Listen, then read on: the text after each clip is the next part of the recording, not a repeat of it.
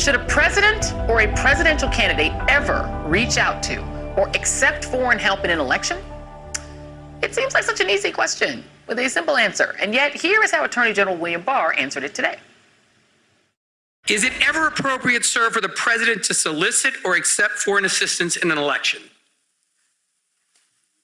It depends what kind of assistance. Is it ever appropriate for the president or presidential candidate to accept or solicit foreign assistance of any kind in his or her election? No, it's not appropriate. Okay, I'm glad. Sorry you had to struggle with that.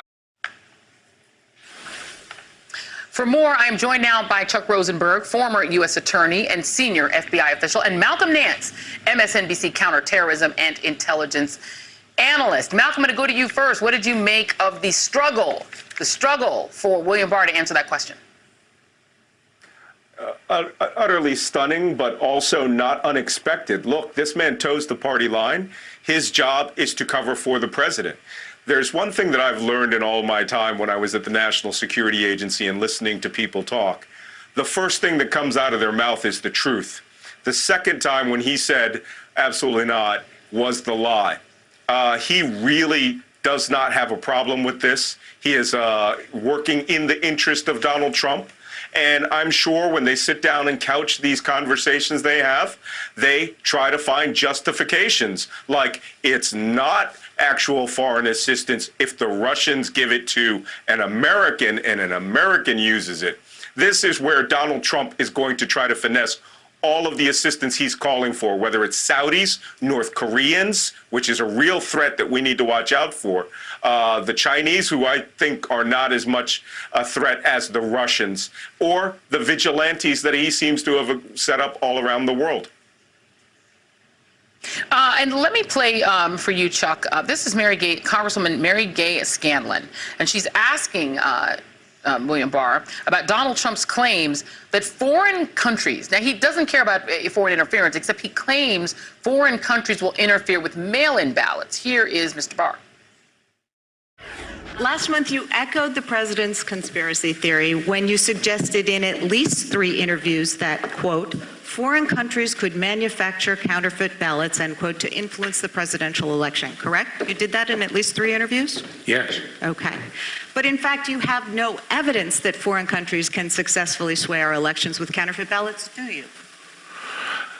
No, I don't, but I have common sense. Well, actually, you know what? I'm gonna actually, before I get to you, Chuck, I just want to get Malcolm to answer whether that even sounds credible to you as an intelligence man, that foreign countries would do that. No, not at all. And, poor Chuck, he's going to have to, as a law enforcement guy, listening to the chief law enforcement officer of the United States lie right to the American public. No one has ever done this, ever. And he is trying to put out there that this is going to happen. It's scurrilous. And I've got an even better one for you, Chuck. This is Greg Stanton, Congressman Greg Stanton, asking William Barr, and this one I think will hit you personally as somebody who is in this world, whether he would use the Department of Justice to try to help the Trump campaign. He was very squirrely on whether or not that's something he would do. Here he is. If in this upcoming November election, the president asks you to intervene and try to stop states from counting legal ballots after Election Day, will you do the right thing and refuse? Yes or no?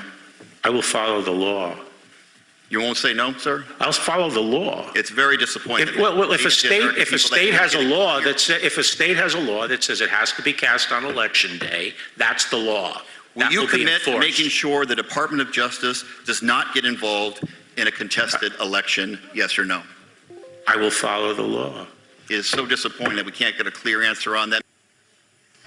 Chuck, was it as disturbing to you, that answer, plus when he said whether or not Donald Trump would leave office, that if he and Donald Trump thought the election was in good shape and was fair, then they would leave? What did you make of his answers today on that? Look, the whole day was disturbing, Joy. What a quaint notion the Attorney General is going to follow the law.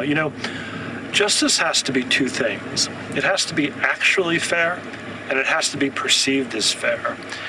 And all of his formalistic and legalistic answers don't cut it for me, because what he's forgetting each and every time is that there's also a huge gulf between the perception of fairness that we all crave and the actual justice we get from this department, right? So there are easy answers to some of the questions you're asking. By the way, Joy, if anyone ever asks you if it's okay to take foreign assistance from a foreign government, a foreign national, a foreign corporation, let me help you here.